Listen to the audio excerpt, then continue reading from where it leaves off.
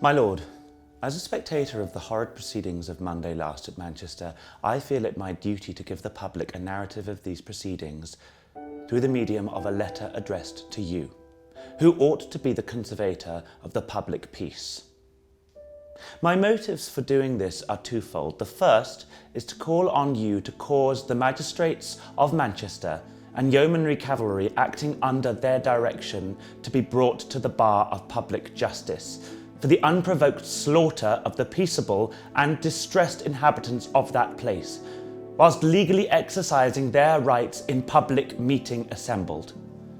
And secondly, in the case of the default of the existing government, to give satisfaction to the mangled and suffering and the friends of the murdered inhabitants of Manchester. The people, not only of Manchester, but of the whole country, are in duty bound to provide themselves with arms to defend themselves. The safety of the people is not now the supreme law. The security of the corrupt borough-mongers and their dependents can only be perceived to be the object of the existing administration. Where, my Lord Sidmouth, where are now to be found the assassins with their daggers? You have used every means within your reach to urge the reformers to the use of the dagger.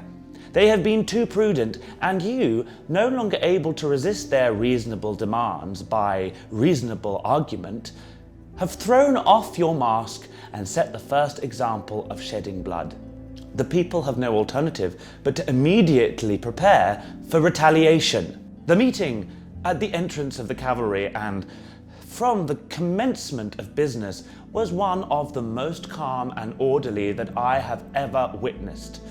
Hilarity was seen on the countenances of all, whilst the female reformers crowned the assemblage with grace.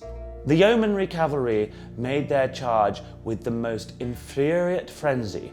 They cut down men, women, and children indiscriminately and appeared to have commenced a premeditated attack with the most insatiable thirst for blood and destruction. As a proof of the premeditated murder on the part of the magistrates, every stone was gathered from the ground on the Friday and Saturday previous to the meeting, by scavengers sent by the magistrates that the populace might be rendered more defenceless.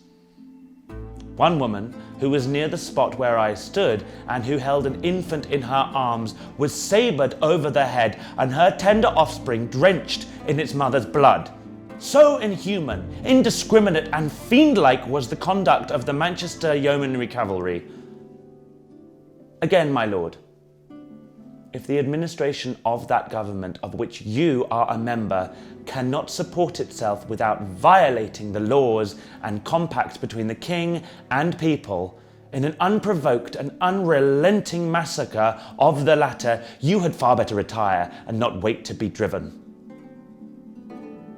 I shall anxiously wait, my lord, to see whether, in the present government, there is sufficient respect for the laws and justice to enforce them against the magistrates of Manchester.